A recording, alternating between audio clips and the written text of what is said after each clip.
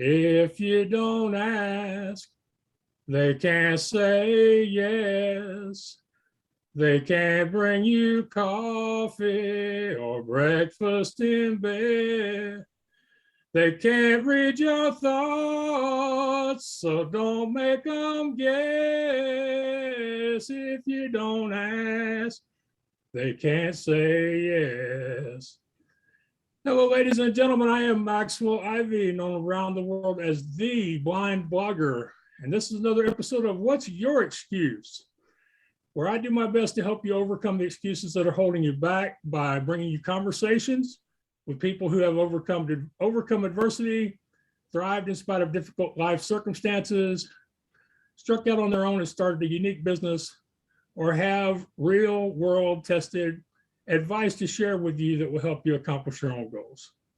I will also have on people who I personally respect and am inspired by. So I do hope you will check out the podcast at theblindblogger.net. You can also find it on the What's Your Excuse podcast network at wyexcuse.com/shows. And you can ask Alexa or Google to play What's Your Excuse. I do hope you'll also check out our sponsor, blubrry.com. That's BLUBRRY.com, as they like to say. When they started, they couldn't afford the E.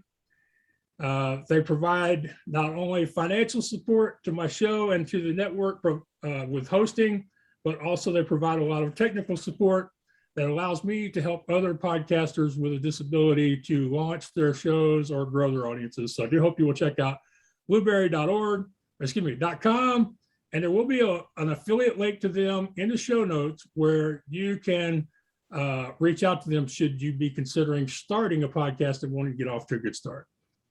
All right. So today I am bringing you another awesome guest. I'm speaking with Heather Hutchison, and she is an Amazon best-selling author of the book Holding On by Letting Go, a memoir. She is also about to release her fourth album called If I Could. She was born blind and has had to deal with mental illness from an early age.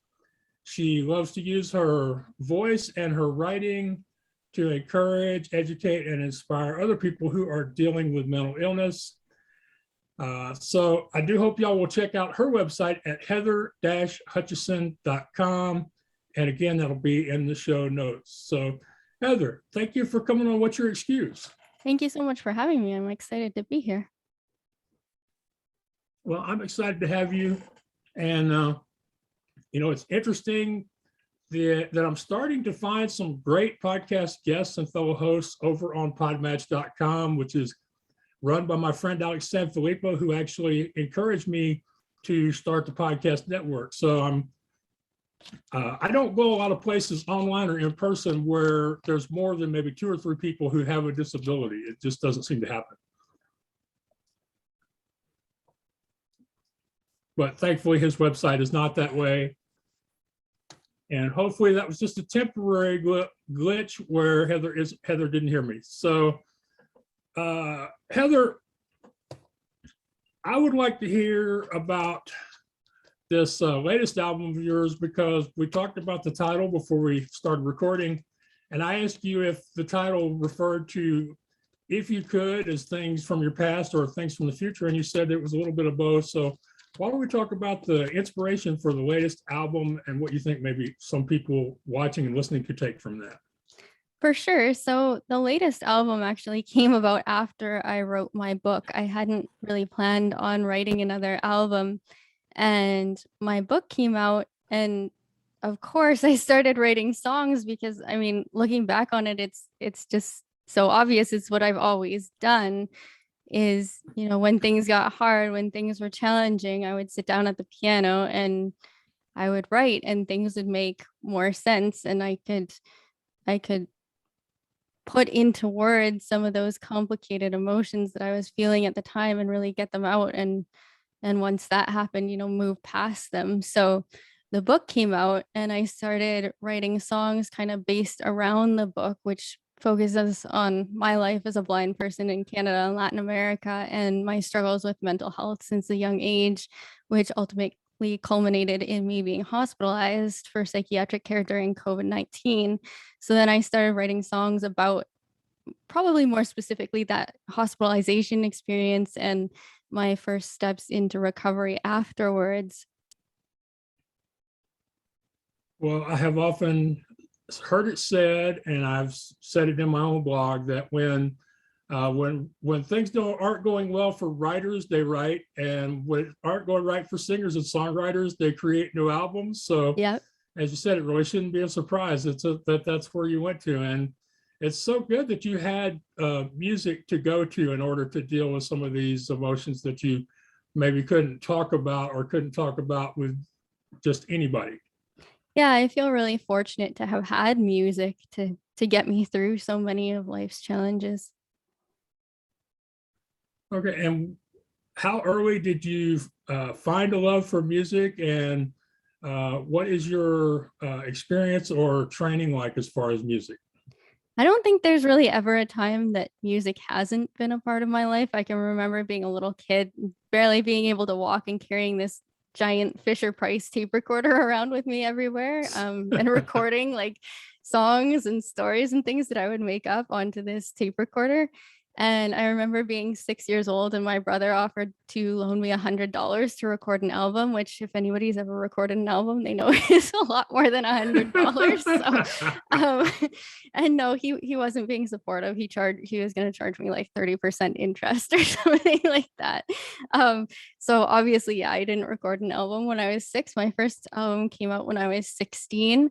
So I learned a lot just through being in the studio and getting to work with some really fabulous session players. And then I actually went to school for music in Vancouver, and I have a diploma in jazz and contemporary voice. Okay, and how long have you been writing music, and what is that process like for a blind person to create music? I've been writing music since, well, forever, but I think I got seriously into it probably my early teen years. I think the first song that's ever actually like been out in public I wrote when I was 13. And for a blind person, honestly, I don't really find the process. I mean, I've never been sighted, but I don't think that it's that different a process than from what I know from my sighted peers. Um, I really like the notes app on my phone, so I can either jot down, lyric ideas or even sit down at the piano and just open the voice recorder and get down little melodies and stuff, because I always think, and I think everybody does this, I'm like, oh, I'll totally remember this later. No, you never do. So you gotta write it down or record it or something. And it's nice, to have a phone or whatever to always have that in your back pocket. So I guess the one difference would be like a sighted person might have a notepad or something like that to jot down stuff, but I need to have my phone or computer, something I can type on. Okay, so you write down ideas for lyrics, and then you will record like the melodies either vocally or with a piano or some other instrument when they occur to you. But as far as converting those ideas into a piece of arranged music, is that more difficult, or is it just one of those things you hire somebody to do that? No, I've usually done it. So basically what happens is, well, this record was a little bit different actually. Usually what happens is I'll arrange the songs acoustically, I'll take them on the road, test them in front of an audience. And then when I'm getting ready to actually record studio versions of them, I'll sit down and sort of make the band arrangement ahead of time. And then I'm always open when the session players come in to, if they have any feedback or like, oh, it sounds really cool to do this here, then I love to hear that sort of thing. So I don't really hire anybody to do it. It sort of happens organically. This time it was actually kind of the reverse because nobody's been performing because of COVID. So I actually wrote the songs like while I was in the studio and we arranged them for the studio. So now I'm kind of trying to do a bit of reverse engineering where I'm actually deconstructing the songs a little bit and making them more acoustic so that, when things open up, hopefully soon, and I'm playing them acoustically live, they will make sense. So it's a bit of a different process for sure this time around. Yeah. See, when I think about somebody writing a song, I think that when they start working with the musicians, that they already have a completed work with the music and the lyrics, and there's very little changes made. But in your process, it's really a strong outline, or maybe a template or a bullet list kind of approach, and it takes its final form after performing it a few times, whether that be in public or in a studio. Yeah, I think that's a good way to put it for sure. Okay, all right. So the reason I was asking about is it more difficult, or how is it different, is because I have tried to learn to play an instrument many times.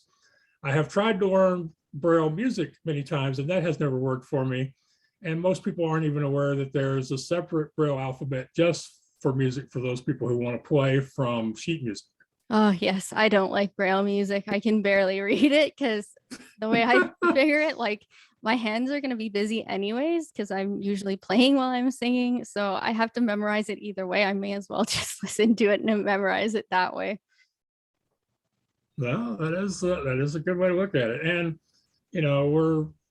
I think hopefully you're giving people some ideas of, how maybe to be less rigid in the creative process, so they can actually allow some of these things to come out of them.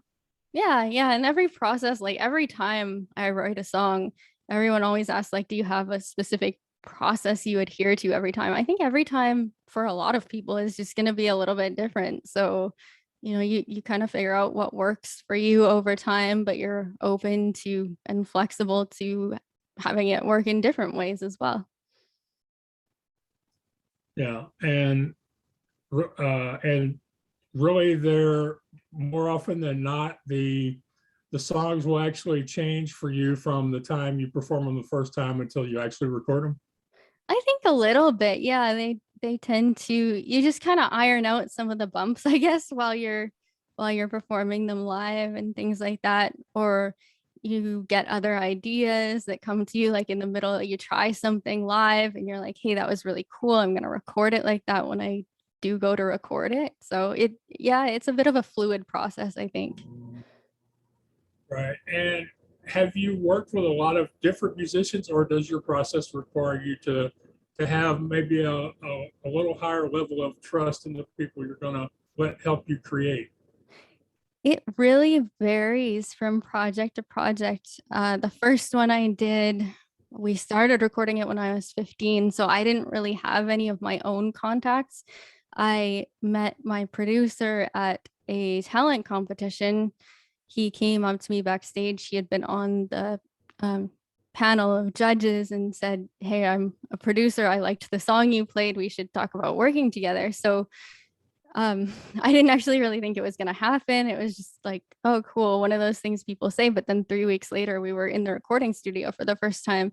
So during that process, I really had to lean on him to hire all the musicians and everything because I didn't have those contacts. I was still in high school.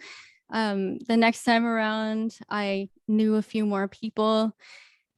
And yeah, I think it's been that way ever since, that I've been fortunate to be able to pick the people that I work with, and have had the chance to work with some really great musicians, but honestly, more importantly, some really amazing people and really great people to work with.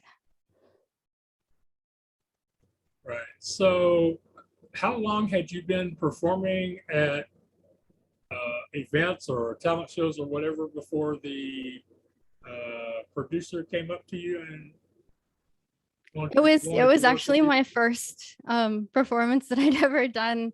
I'd done like a couple of little performances for like, because I started taking voice lessons the year before, so she would have like little recitals and things like that. And my voice teacher actually said, "Oh, you have to try out for this competition." And I really didn't want to do it because I was super nervous, and I've always like had fairly bad stage fright and been kind of shy and awkward. So I really didn't want to do it, but I'm very glad that I did because it really led me down this pretty incredible path of things that I've gotten to do because of it.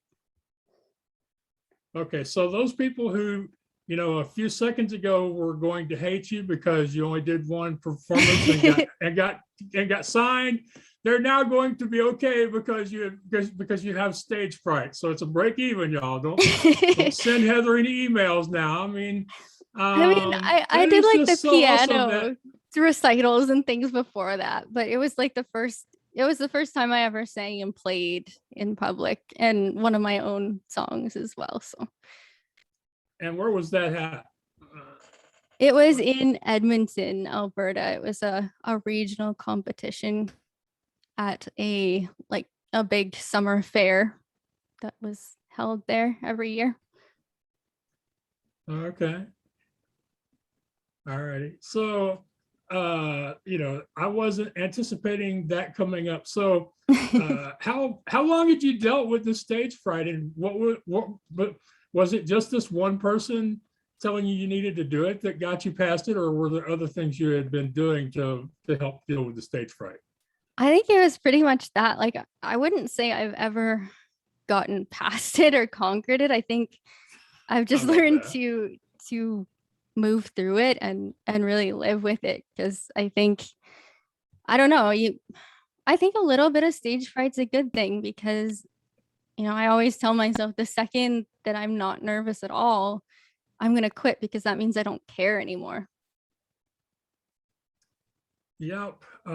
There's a line from an old John Wayne movie where he played a pilot, and one of the young guys asked him, he said, do you still get nervous? And he told the young guy, he said, if you ever pull that throttle back and you aren't nervous, it's time to go to the doctor and turn in your wings. Yeah, exactly. I think performing is the same thing.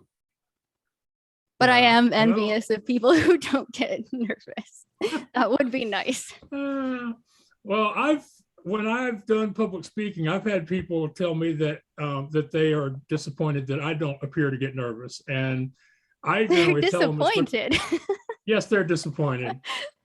That's they would like nice. to see a little. No, they want to see you sweat. It's all in love.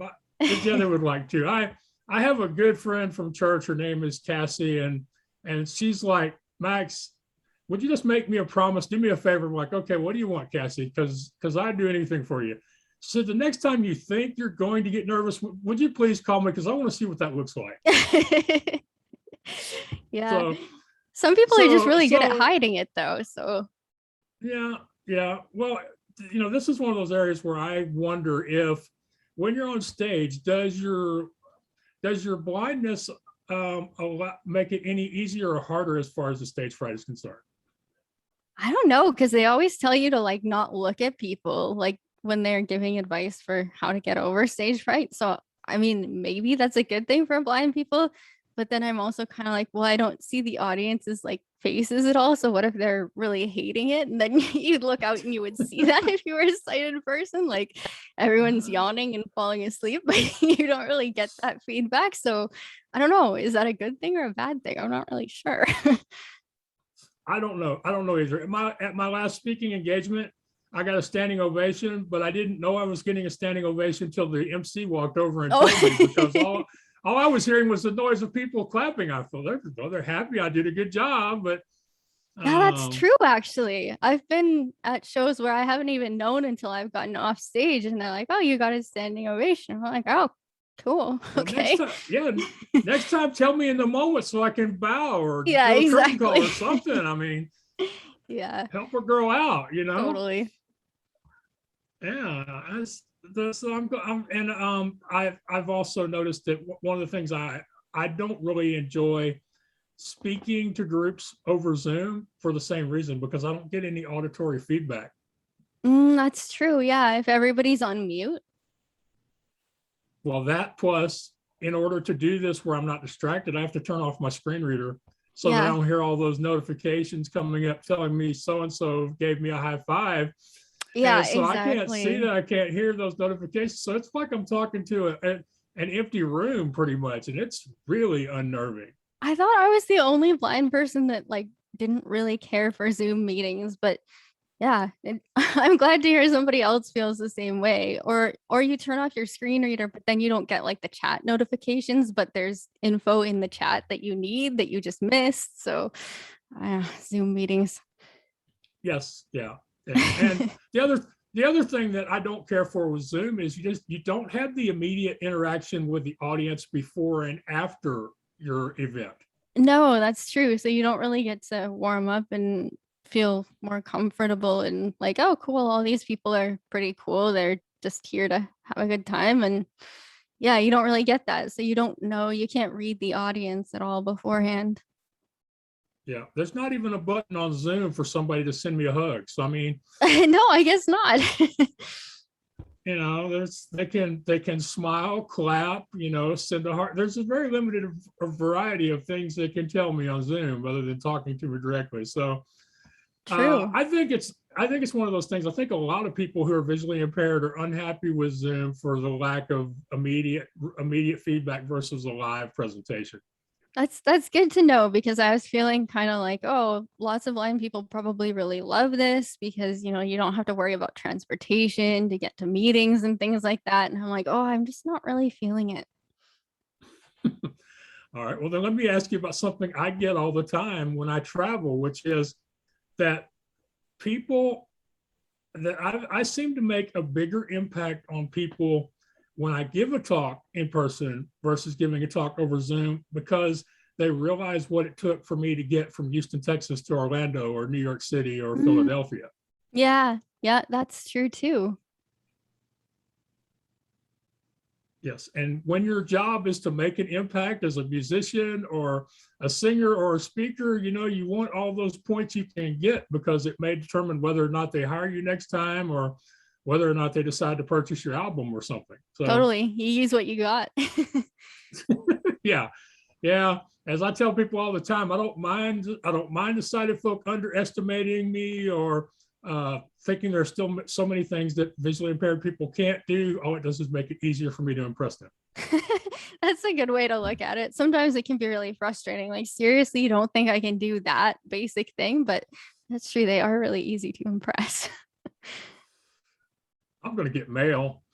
It might be the first time Max ever gets mail. I mean, negatively, that is. But see, that's one of the downsides to your brand being No Excuses, and you're doing your podcast recorded live, which means that we only edit if something bad happens, like, the power going out or Zoom failing. So all that stuff will make it in there. And if you've been following my work at all, you know that I will probably draw attention to it at some point during the show notes, because that's just the way I seem to do things. But I wanted to talk about some of these things because there are a lot of people who still think, I still have people ask me, first question they want to ask me is, how does a blind guy have a blog? What's a podcast? So I'm sure there are people who wonder about you going into a recording studio or possibly even mixing or editing your own audio. Yeah, for sure. And it's so true. People, or even like on Facebook or Twitter, people, if you say something about being blind, people are like, oh, you must be faking it, because how can a blind person use Facebook? I mean, it is 2022. We do have software to get around these things. Yeah, but that's only because so many sighted people have trouble with Facebook too. That's true. That's true. I've been thinking on that one for a while. So when you do go into record, about how long do y'all spend at a time, and what is generally say maybe a median number of pieces of music or songs that you can consider finished during a normal recording session? That's tough because there's so many factors, like instrumentation. Are you recording in a whole band? Are you doing like piano and vocal? Are you doing a bunch of harmonies, things like that? So it's really hard to say. I think things have changed a lot in the past few years. Like, even since I released my last record, it was still very much, you go into the studio and you're like constantly watching the clock, because they always say in the studio, time is money. So you're like trying to get a take, and you, if you're struggling with it or whatever, and you just get more stressed out because you're constantly going like, okay, I'm every hour is, X number of dollars that I'm spending. So I guess that's one good thing that has kind of come from COVID is we've learned to work more remotely as musicians, which is a blessing and a curse because you don't really get that same camaraderie as you do with, a whole band of musicians getting together in the studio in the same space to work on something. But what it does give you is time. So you have the luxury to make mistakes and go back over and do it again, which also kind of means that you might feel a little bit more free to try things because you have the time. And if it works, awesome, you get something really cool. And if it doesn't, that's cool too. So this last record, I would say we spent a lot more time, and it was actually just me and a producer. We we did everything. We, you know, um, played or programmed all the instruments. We mixed, we mastered. So it actually took us a longer amount of time because there was just two of us doing it. So somewhere there's some poor studio musicians who are hoping COVID ends quick.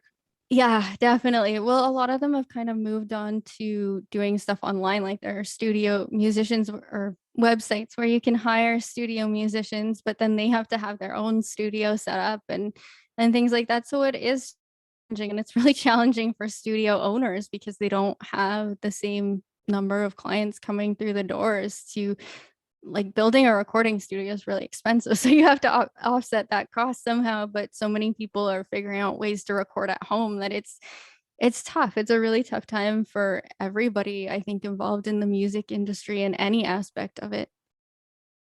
Right. It is very difficult for a lot of people having to totally reevaluate how they do things, to have to redesign things. This whole new word of disruption as it applies to transportation, film, television, music, even publishing, so many different aspects people are having to change. I have a very good friend in Tennessee or Kentucky, and she has a podcast editing studio. I think it's called Bourbon and Barrel. And her husband had started outfitting several new places for podcasters to come and record their shows from that area. And it's like, then COVID came along, and it's like, ah. Oh, So shoot. Yeah. it is really difficult. So this last album was more about recording yourself and working on the programming music from a synthesizer or some sort of a computer program. Yeah. Yeah. It was really cool. I learned a lot, but it was it was a big learning curve for sure. I'm still trying to make my transition from Mac to Windows. So I hope that I hope that I kind of have an idea of how big that learning curve was for you, but I don't think so. Oh, you're going back to Windows. Okay. Yeah, I'm not out of choice, but yes, I'm going back. Oh, gotcha. After 15 years, I'm going back. So Wow. yeah, I feel really stupid half the time. Yeah, that's gonna be a big learning curve. Like, I can't imagine. I don't remember the last time I used a Windows computer. It's probably been 10 years. Well, considering that, most of the people who work on music or sound editing, they generally are Mac users. So Yeah, a lot of them are for sure. yeah. So I'm sitting here, I'm talking with Heather Hutchison. She is an Amazon best-selling author of Holding On by Letting Go. She has published or released 4 albums so far, or will be by the end of the week, which I'm disappointed I can't be the first person to tell the world about your new album, but in a few weeks it will be out there. So the new album is called If I Could. So let's now, and y'all can find her at heatherhutchison.com. That's heather-hutchison.com.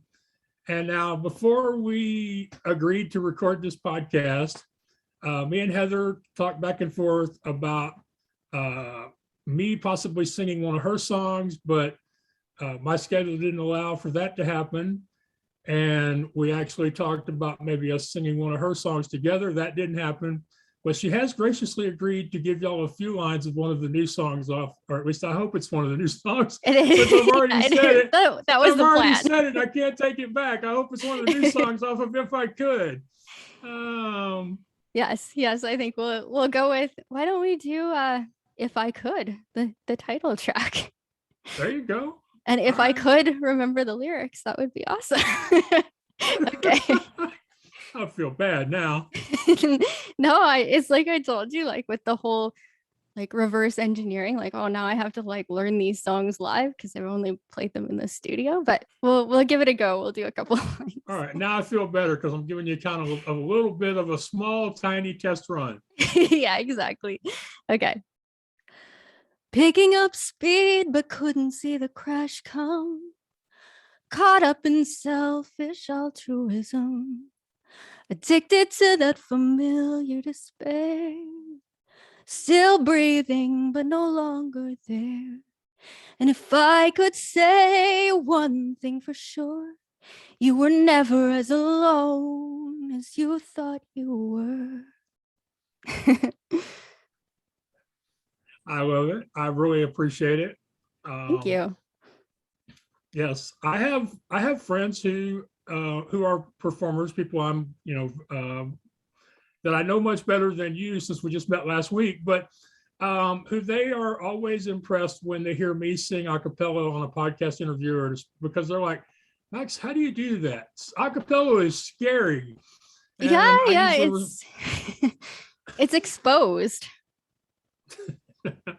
Well, you sounded really good, but they'll usually I will usually say, but you sing in front of 3 or 4 or 5 or 10,000 people, isn't that scary? And they'll go, no, it's different.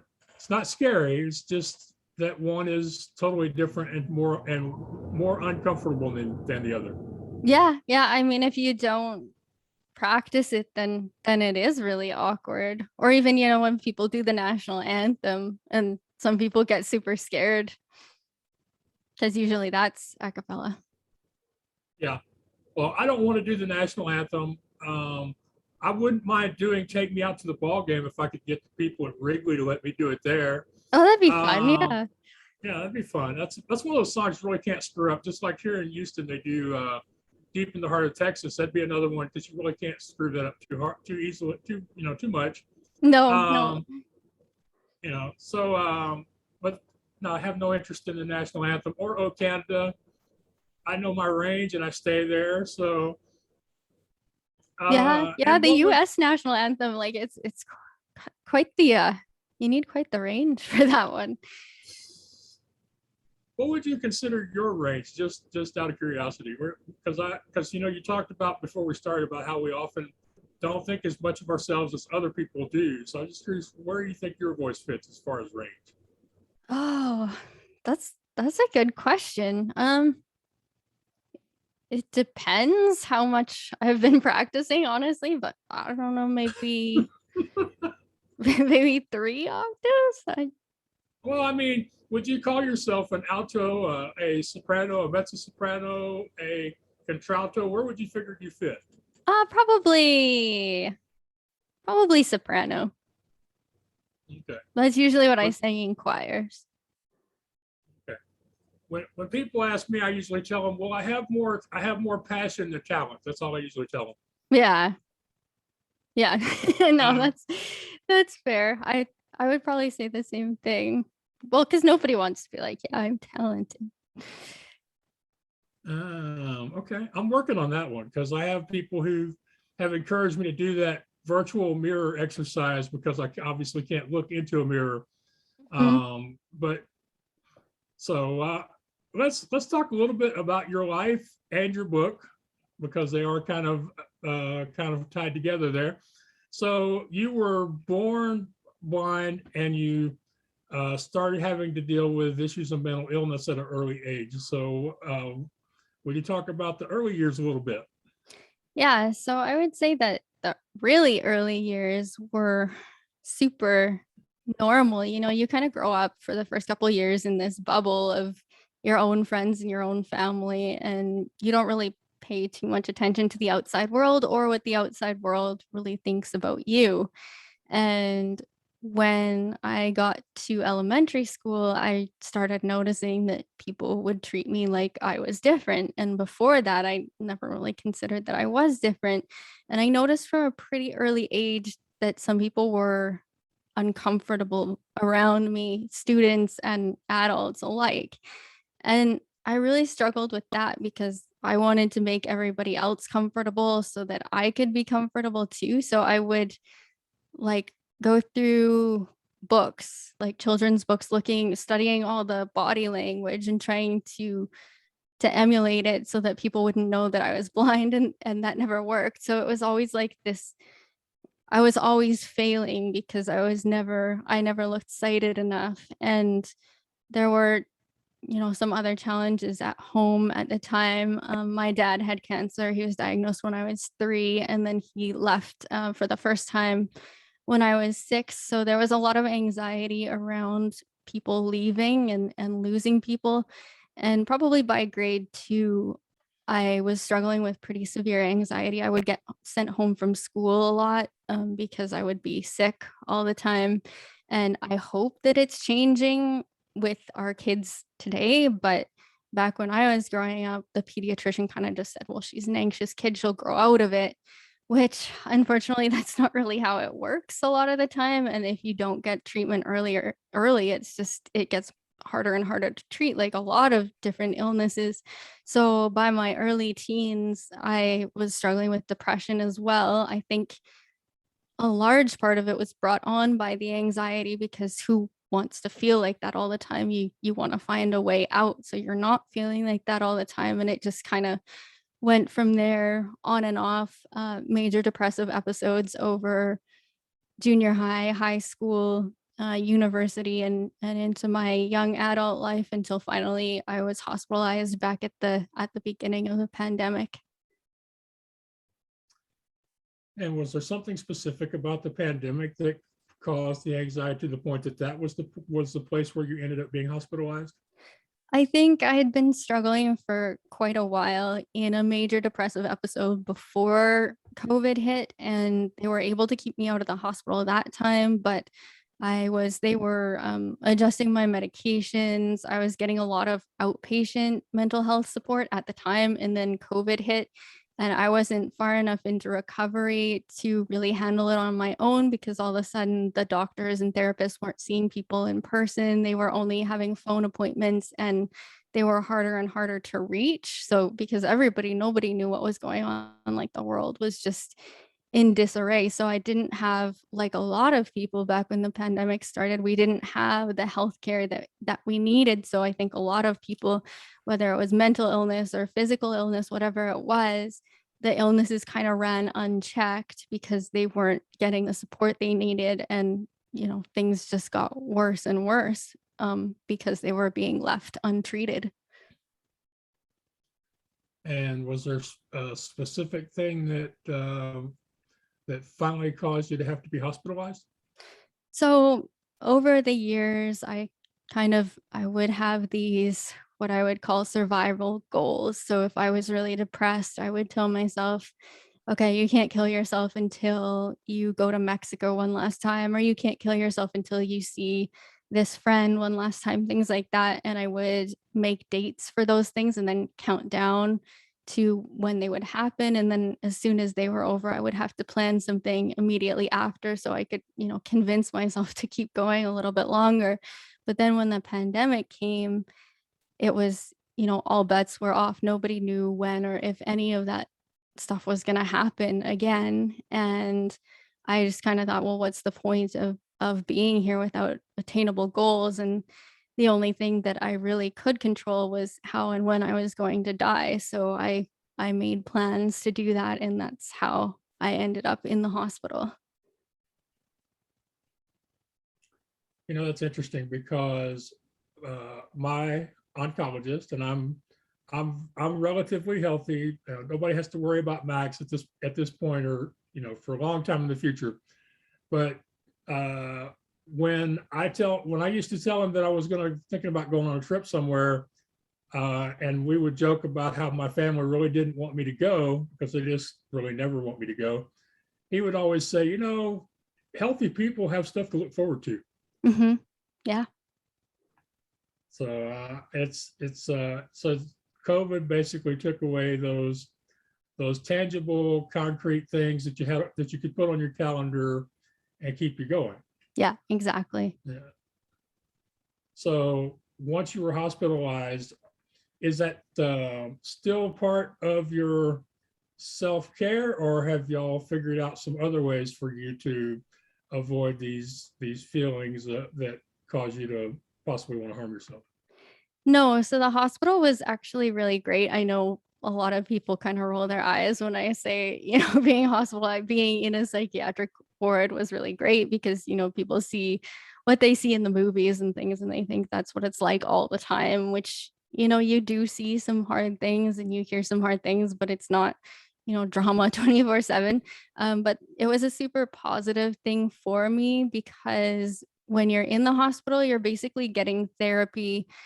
You're getting little sessions, you know, from the time you wake up in the morning until the time you go to bed. So you meet with your psychiatrist usually once a day on rounds, and then the psychiatric nurses also work as counselors, and they do these little mini therapy sessions with you throughout the day. So it's not as overwhelming as having like one big one, and then you have groups and music and things like that throughout the day as well. And that was a really positive thing for me because I was getting, this feedback all the time to form healthier habits and better ways of thinking, and getting these really crucial reminders all the time. And then when I left the hospital, the truth is it does get harder the longer that you've been out, because the voices from the nurses and things like that kind of fade away. And I remember having a conversation with one of the nurses, and she said, yeah, they always say the hardest part of being hospitalized and being on this journey is actually when you go home, because that's when the real work starts. So it's just been a thing for me, like constantly trying to remember the things that they taught me in the hospital. Self-care is a thing. It's a choice that you have to make every day. It's not something that one day you just wake up and you're awesome at it. So you kind of have to give yourself a little bit of grace to make mistakes and to get better at it, because any sort of grounding exercises or meditation, things like that all takes time. It doesn't happen overnight. So I still see therapists on an outpatient basis. I have group therapy that I go to, group programs where they talk about, different exercises and things that we can do to make sure that we stay on a good health, on a good path with our mental health. And just so I'm getting those reminders, even though I'm not in the hospital anymore.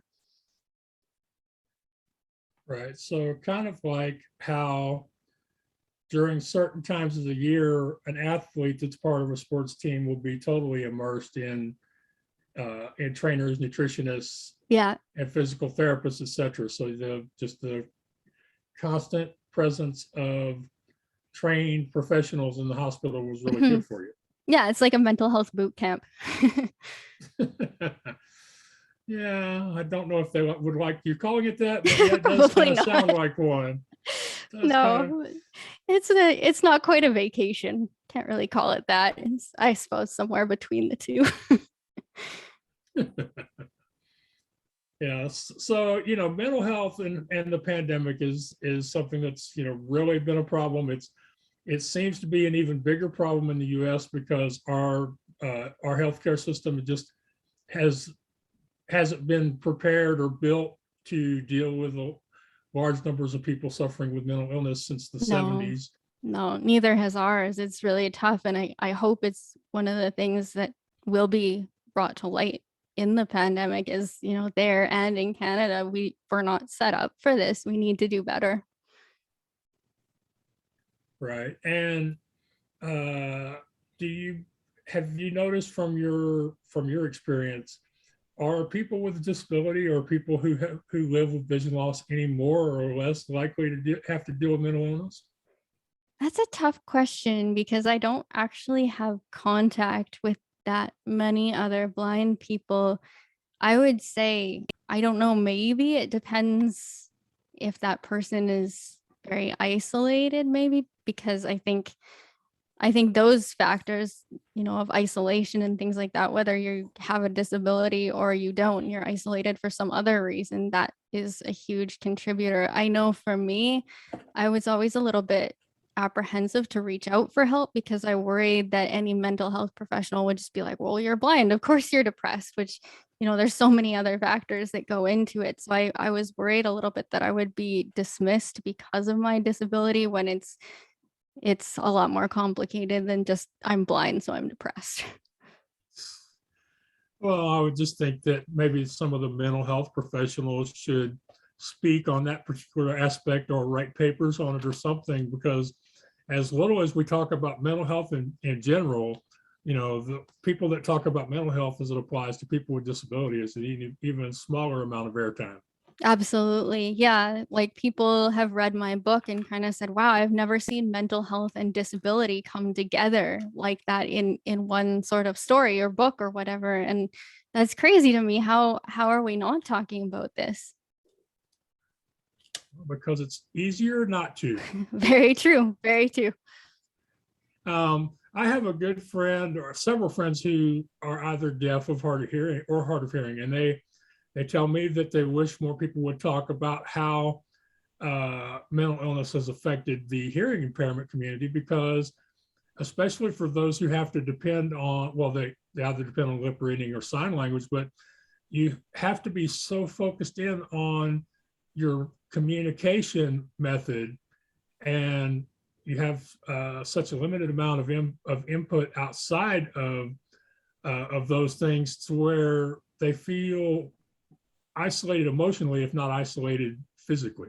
Yeah, absolutely. And again, it goes back to that isolation, which probably has become even more challenging with COVID because you go to a store and the cashier is wearing a mask. Now, what do you do? Yeah.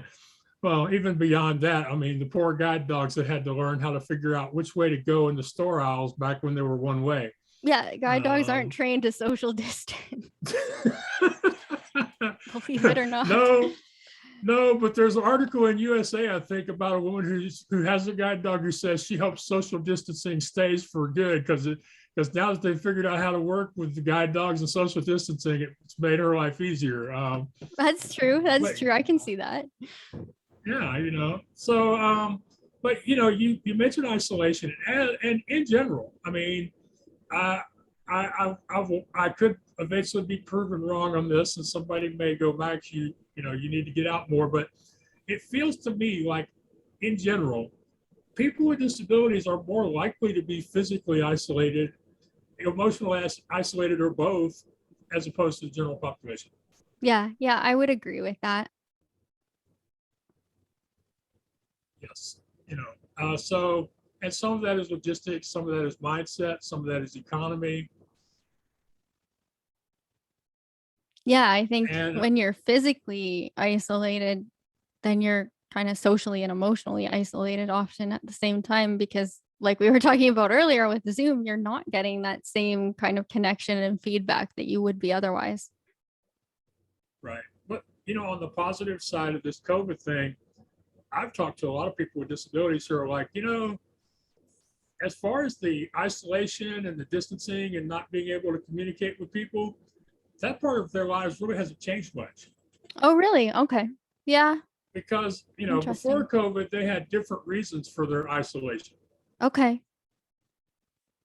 Yeah, that I Yeah. can see that, if public transport's an issue or if they don't have people around who can drive them, if public transport is an issue or things like that, it could be challenging for sure, even before COVID. I know I lived in a small town for like 5 or 6 years and it really took a toll on me because I lost all of my independence. I was constantly having to ask people if I wanted anything, if I wanted to go anywhere because there were no buses. And I think that really it it my morale took a huge hit with that. So I'm glad to be in a bigger place now.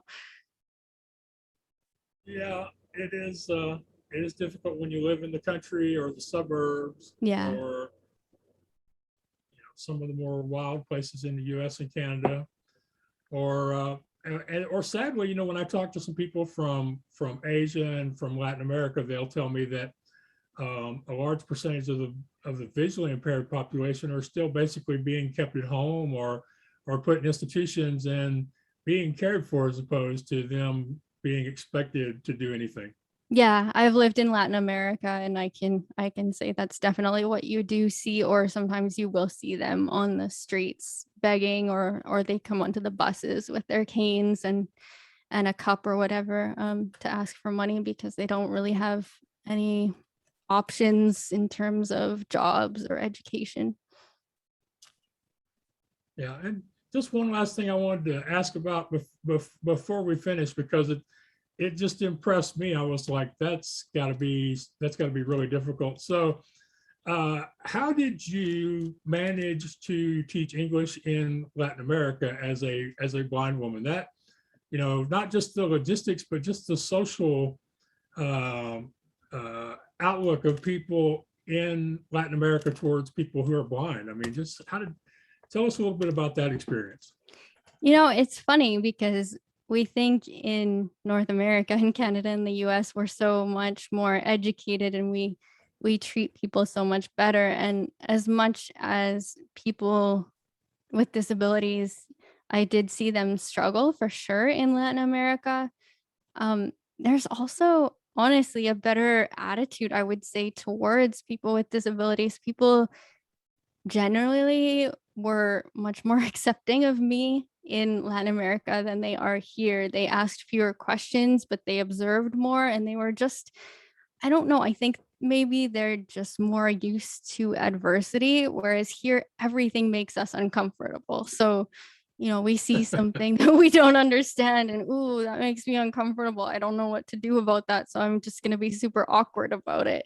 Whereas I would say they're not awkward. They ask, do you need help? But not like they don't make a big deal out of it, I would say, like they often seem to do in Canada or the US. So I would say, like, Right. physically, logistically, it was more challenging because the buses and taxis and traffic and even safety, that sort of thing, there is definitely more difficult, but socially, I would say it was actually easier. And as far as your time in the classroom, how did that go? It was fine. Yeah, I kind of figured out, I was teaching English a year in Canada as well before I left, and kind of figured out what worked, what didn't work. I had a lot of private students in that year, so they were kind of my guinea pigs. They were very kind, and we figured out systems that would work. And I would have my worksheets and stuff on my computer that I could send to them, or I could mark their work. They would send documents back to me by email usually, and then I could mark them that way. So it actually, with a little bit of ingenuity and creativity, we did make it work. And I have to really thank my students there because they were by and large very, very accommodating and very, very kind, and willing to work with me on those things. What age group were you teaching? I was teaching adults, so a lot of people who wanted to learn English for business, or in Canada, people who were new here and wanted to be able to make friends, or people who wanted to go to school in an English-speaking country, people like that. Okay, so much different than if you had been teaching elementary, junior high, or the equivalent of high school English. Okay. Yeah, I think elementary in particular would have been really difficult. I had a couple of students in elementary school when I was living in Latin America, and they were certainly the most challenging. Yeah. Eric Wehamere, the blind adventurer that climbed Everest and Oh yeah. does a bunch of other crazy stuff. He had some great stories about his short experiences teaching. I think it was like fifth, sixth, seventh grade math in Arizona. Oh, that'd be Uh, hard. That would be Yeah. really hard. I Yeah, don't know. there's some really cute, funny stories in that book. I think it's in his Adversity Advantage book. But I mean, it was just, I was like, man, that was some really, really cool, honest stuff, which is uh so, but now your book, you say that you've already been hearing from people who by reading your story, it has helped them uh deal with their own issues around mental illness. I assume that means accepting as well as treatment. Yeah, I think so. People have been really supportive, and I was nervous. There were a lot of sleepless nights because I just didn't know how people were going to take it because I was brutally honest. I felt like if I was going to go out on a limb and tell my story, I had to really tell it how it actually happened with, that brutal honesty. But I think that actually worked out probably better because the people who, some people are going to be made uncomfortable by it for sure, but the people who it really needed to reach, I think it reached them better because I know when I was going through it, there was a lot of times I would look at social media and people would be like, oh, I went through this really hard time, but I'm all better now. And that's kind of all they would say about it. And it just made me feel more isolated because it was like, okay, how did they do this? But I can't do this. So I wanted to know what people really went through and how they started to get better. I really wanted to get into, exploring that darkness a little bit more because I think we're talking about mental health and mental illness more now than ever, but I still don't know that we're talking about it necessarily in the right ways, in the ways that don't just isolate people even more. Okay, so do you have some thoughts about how we could better frame the conversation of mental illness so we could actually see more people be helped in the immediate as well as have long-term healing from their mental illness? I think for me, and everybody's going to have their own comfort zone, but I hope that people get more comfortable sharing their stories and sharing them in a real way, not this kind of social media glitter influencer, oh, cheer up, everything will be better tomorrow kind of way, because I don't think that helps people. But I think if we are honest, if we're willing to share our own darkness, then I think we can help guide people through theirs. That's a wonderful, beautiful expression. And I agree with you. And I really wish more people who are bloggers and podcasters and authors would be willing to be as open with their audiences as their audiences really deserve them to be, because if we aren't willing to share the struggles and the setbacks and the anxieties, then what do the successes and the celebrations really mean? Yeah, exactly. That's what I've said so many times. Like people are like, "Oh, I'm, so successful and happy now." Okay, great. What did it take you to get there? uh, I am known for people have often asked me a question: how do I feel about being considered an inspiration or inspiring? Hmm. And that's a question, as a blind person, many of us get. Yeah, And definitely. I often tell them, I don't mind you calling me an inspiration, but I want to know something that I want to know something concrete that I inspired you to do. Yeah, yeah, that's a So good way of putting it. Not like, "Oh, you're an inspiration because you walked down the stairs today." I've literally had people say that to me, and I'm like, "Please, yeah, like I if, was if that's the best I can do, I don't know." no, but it kind of felt like what you were saying as far as you know, if you're healed, how did you get healed? Yeah, It's kind of like the exactly. reverse, the inverse, actually. So we Yeah. need more people to be more honest about the journey and the process, which in my case, I've actually turned down a few guests lately because I'm like, my audience, they want to see happy, successful people, but they want to know how you got there so they can figure out how they can get there. Yeah, yeah, exactly. Like if you're not willing to share your own journey, then are you just really making yourself feel better by telling people how amazing you're doing now because you're not Yeah. willing to share with them how you got there. Hey, maybe that's why they're happy. They Maybe. they're willing to they're willing to tell themselves that they're successful and they're awesome enough, and they Yeah. believe it, I guess. Yeah, I mean, So whatever works, but yeah, yeah. Unfortunately, those types of things don't work for long. They will no. usually fail at some point. So before we wrap up, is there one or a couple of things that you've learned during your process that you think might help somebody who's listening now? For sure. So like we were just talking about, I'm not gonna, sit here and pretend I have all the answers because I don't, or tell people, oh, cheer up, tomorrow's another day, everything will be fine. I'll leave that for the social media influencers. But what I can tell you is there will come a day when you'll stop in a moment and you'll feel such profound joy in that moment. And you'll think to yourself, I would have missed this, or I could have missed this. And hang on for that moment, because I promise you it is worth it. That's good. That is really strong. And it's kind of Yeah. like a more progressive version of your old calendar idea where you had physical, tangible things to look forward to. Now you're looking forward to those moments of joy.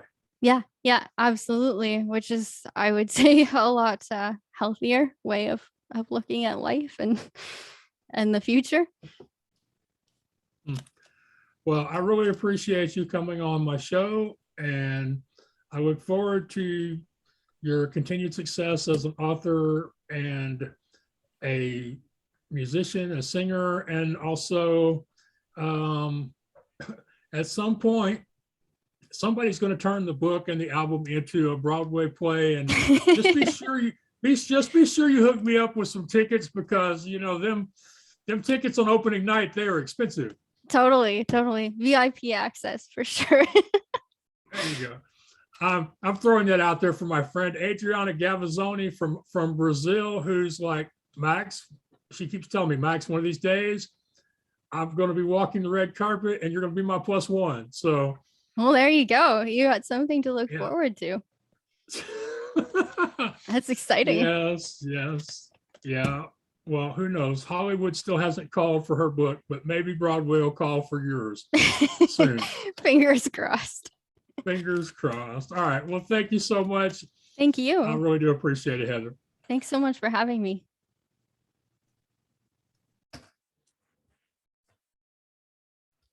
Okay, so we had another great conversation today, and I loved how honestly Heather shared about her life, how growing up, some of her issues had to do with trying to make other people comfortable so she wouldn't be uncomfortable. That's really interesting thought about her experiences as a young person who was blind. Um, I love how she has managed to accomplish things like writing her book and recording the albums, but that she is really a big believer in sharing honestly with y'all, as am I. I agree with her that one of the best things we can do to help others is to share our difficult times, the struggles, the setbacks, the disasters, the failures that happen along the way, so that people don't get the mistaken idea that there's something wrong with them. And so I appreciate her sharing that. And I'm sure her book is amazing. Holding On by Letting Go. And she says it's a really honest take, not only on her mental illness, but her treatment and her recovery, and how she continues to live with it, which is another thing I think we can take, is whether it's mental illness, physical health, weight loss, feelings of anxiety, none of these are things that ever go away.